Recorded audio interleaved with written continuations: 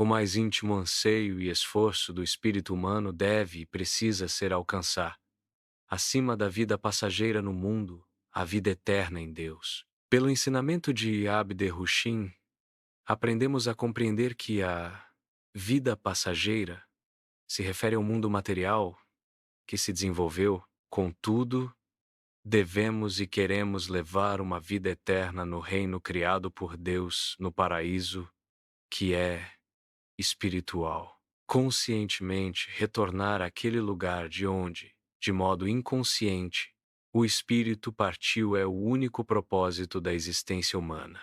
A esse objetivo deve o ser humano subordinar tudo, segundo isso, ordenar toda a sua vida. Essa é a profissão do espírito humano, não apenas aqui na Terra, mas durante toda a sua peregrinação, através da criação. É a sua profissão mais sagrada, e a ela deve ele se comprometer em primeiro lugar, para alcançar a eternidade para a qual foi destinado. Se não fosse a sementeira de Lúcifer, que gerou o querer saber melhor, desviando-o para caminhos secundários e oferecendo frutos enganosos, essa jornada seria leve e fácil. Realizaria ela brincando, flores o saudariam ao longo do caminho, caminharia com alegria e em pouco tempo chegaria à meta única e suprema. Mas enredado por essas ilusões, o espírito se desvia de sua destinação e perde-se em relação à tarefa que lhe estava reservada e ao verdadeiro propósito de sua existência. Assim, jamais poderá conquistar a coroa da vida, jamais poderá surgir harmonia e felicidade, e não se poderá falar de um nascimento para a eternidade. Esse é o quadro atual. O ser humano encontra-se à beira do abismo, para o qual há muito tempo se encaminha, ignorando todos os avisos e toda a ajuda que lhe foi oferecida, avançando de forma indolente e estúpida. De fato, aqui e ali, junto a uma parte da humanidade, surge um fraco pressentimento do deslizamento vertiginoso rumo ao abismo e da impossibilidade de deter-se nessas encostas escorregadias. Mas não chega a despertar. E antes da queda, que equivale ao estar definitivamente perdido, sua pergunta aflita, mas ainda arrogante, ou até mesmo irônica: onde estavam então os auxílios? Onde estão eles atualmente? Como fomos advertidos? Tendo em mente o que já foi dito, recordemos agora as palavras do Sermão da Montanha: buscai primeiramente o reino de Deus e a sua justiça, e tudo mais vos será acrescentado. São palavras de conteúdo inesgotável, verdadeiras, eternas e imutáveis como a própria verdade. Claras e ainda assim negligenciadas, não seguidas. Nelas está contido tudo de que o ser humano necessita para moldar sua vida, para tornar ela valiosa e digna de ser vivida. Mas ele precisa buscar para encontrar o valor, para reconhecer o valor, apropriar-se dele e utilizar-se dele. Para isso, é indispensável aprofundar-se no sentido dessas palavras, compreender ele. É evidente para nós que Jesus, Filho de Deus, não disse nada que não tivesse em si um núcleo essencial, algo de força motriz, algo digno de nossa reflexão mais séria. Se eu realmente quero obter a compreensão, devo primeiro me perguntar: o que significa aqui buscar? O que é o reino de Deus? O que é a justiça de Deus? Somente depois que isso me se tornar claro, ou melhor, depois que, pela reflexão correta, isso me ficou claro, é que poderei compreender por que tudo o mais me será acrescentado.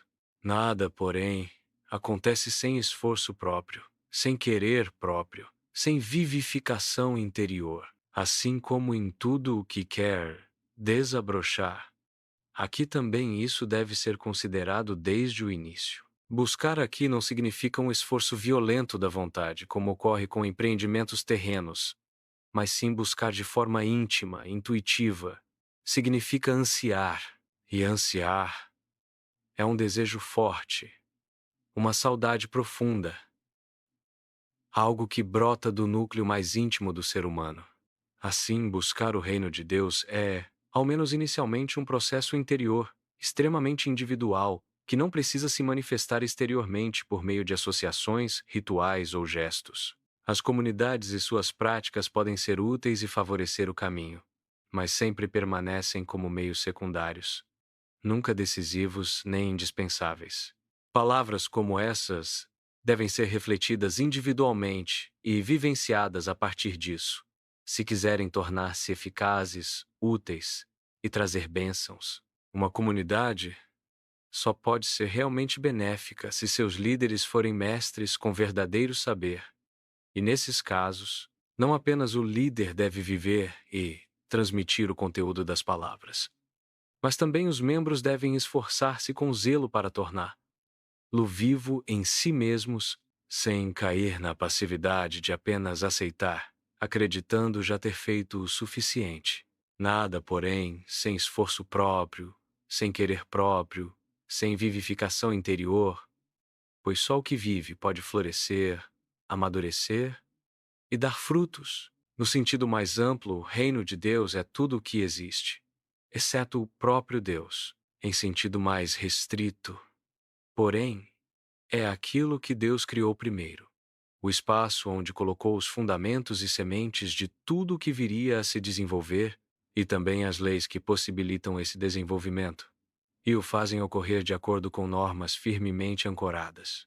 Esse reino, entendido nesse sentido mais restrito, é o verdadeiro reino de Deus, o paraíso, porque é um reino criado e não desenvolvido posteriormente como tudo mais que surgiu depois. Nele tudo permanece em sua forma original. Nada se altera, nada se enfraquece, como acontece no desenvolvimento. Por estar muito mais próximo de Deus, reina nele a intransitoriedade, ou seja, ele não é passageiro, e por isso é eterno. Buscai o reino de Deus significa, portanto, cultivai em vós o anseio pela perfeição, pela eternidade, pela luz que, em plenitude inexprimível, flui para o reino de Deus, pulsa e forma dentro dele. Sustenta ele, e dá a tudo o que surge posteriormente a força vital e a possibilidade de existir, em beleza e harmonia florescentes, contanto que mantenha a ligação com essa fonte e dela saiba aurir continuamente, utilizando esse fluxo de bênçãos da maneira desejada por Deus. Ter ligação com essa força é também a destinação estabelecida pelo Criador para o espírito humano.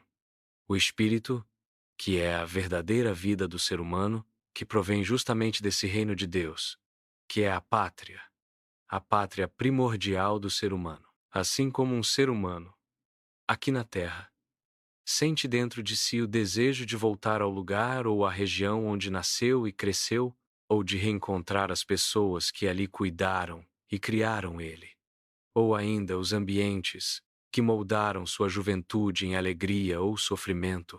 Desejo esse que nunca desaparece ao longo de sua vida terrena, mas que volta e aflora em muitas ocasiões, mesmo quando as distâncias são grandes e muitos anos já se passaram. Assim é uma forma enfraquecida daquele anseio, que deveria estar presente no ser humano desde o despertar de sua consciência.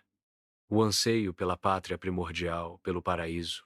Esse anseio deve crescer até tornar-se uma saudade ardente, que impulsiona para a perfeição. Mais uma vez, porém, é preciso afirmar: nada acontece sem esforço próprio, sem querer próprio, sem vivificação interior.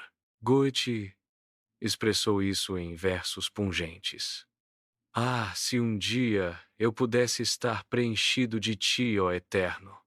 Ah, este longo, profundo tormento, como ele perdura sobre a terra!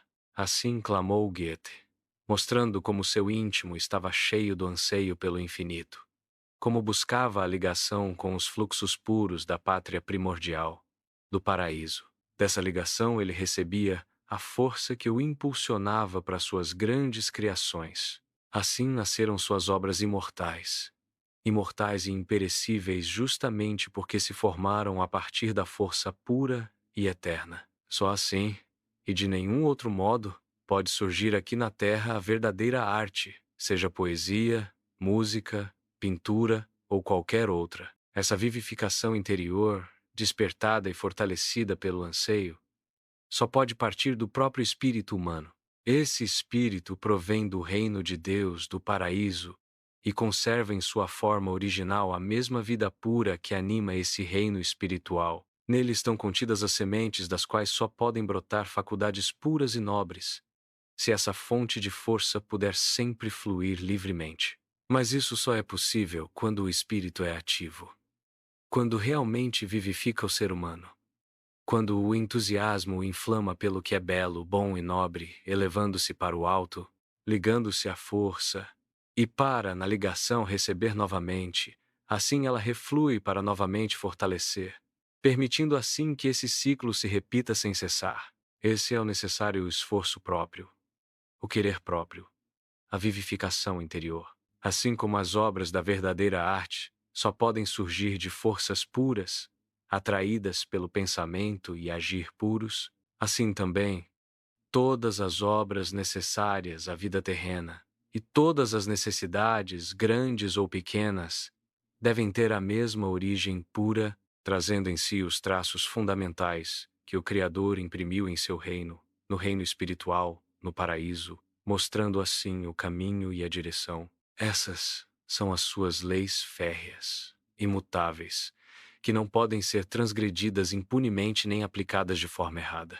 Precisam ser respeitadas em cada palavra, mesmo a aparentemente sem importância, em cada ação, mesmo a mais insignificante, em cada profissão, em cada situação de vida e em tudo mais que ainda se possa mencionar. Tudo isso, porém, está contido na vontade de Deus. Isso é a vontade de Deus. E a vontade de Deus é a sua justiça. Agora nos aproximamos mais do sentido das palavras. Buscai primeiro o reino de Deus e a sua justiça. Já não é mais um grande passo compreender que também a obtenção das necessidades terrenas, tanto para o espírito, a alma e o corpo, quer seja alimento espiritual ou corporal, vestimenta ou outros recursos, não será difícil se soubermos e recordarmos sempre que no reino de Deus, a primeira parte criada da criação, tudo já existe como modelo também para os seres humanos da Terra, e que, segundo as leis, é dever destes transmitir essa exemplaridade que ali reina, igualmente segundo as leis, para as circunstâncias terrenas. Então só pode haver harmonia na Terra, cujo fundamento é o servir. Servir uns aos outros, um ao próximo, e tudo em tudo.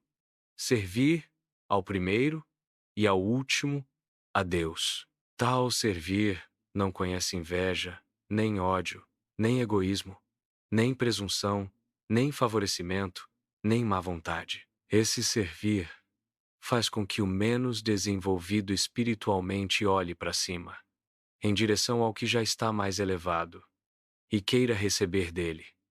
Mas o que está mais elevado, por suas capacidades desenvolvidas, atuará de forma a elevar o outro, querendo dar a ele. Esse fenômeno atua de maneira edificante sobre ambos e, em sua reciprocidade, conduz sempre mais ao aperfeiçoamento terreno. O anseio pelo reino de Deus, que permite reconhecer suas leis uniformes, traz naturalmente como consequência que também os auxílios terrenos, que devem servir aos seres humanos, sejam reconhecidos, aprimorados e utilizados, para que em sua plenitude se ofereçam ao uso. E assim, nos seja acrescentado tudo mais. Nada, porém, sem esforço próprio, sem vontade própria. E aqui a vontade dos atuais seres humanos da Terra deve manifestar-se primeiro numa transformação interior, que carregue o anseio de investigar o valor de tais palavras de Cristo. Deve manifestar-se numa mudança que queira saber sobre a origem, o desenvolvimento e o propósito do ser humano. Tal transformação finalmente conduz ao reconhecimento de que temos que nos tornar seres humanos novos. Com isso, muito já está alcançado. E também já está dada a resposta ao porquê de os homens não terem reconhecido nem considerado o valor dessas palavras de Cristo, apesar de já existirem há 2000 anos. Isso ocorreu porque, aos homens, faltava o anseio pela perfeição. Por consequência, a ligação com o reino de Deus, que, no tempo terreno de Cristo, ainda existia de forma fraca em alguns, foi se tornando cada vez mais fraca, até ser totalmente cortada. Nessa completa falta de sustentação, nada pôde formar-se e reproduzir-se na Terra, nem mesmo os próprios seres humanos, tal como existem em modelos no reino de Deus.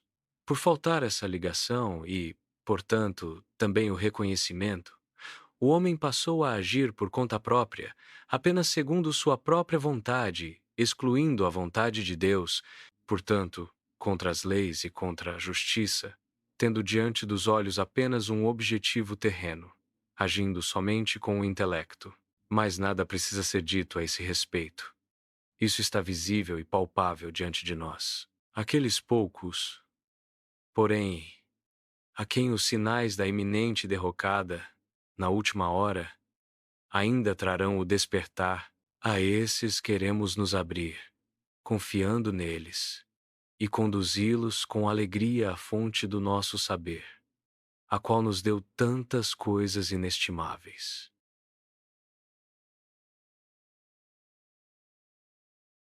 Mais uma vez, porém, é preciso afirmar: nada acontece sem esforço próprio, sem querer próprio, sem vivificação interior.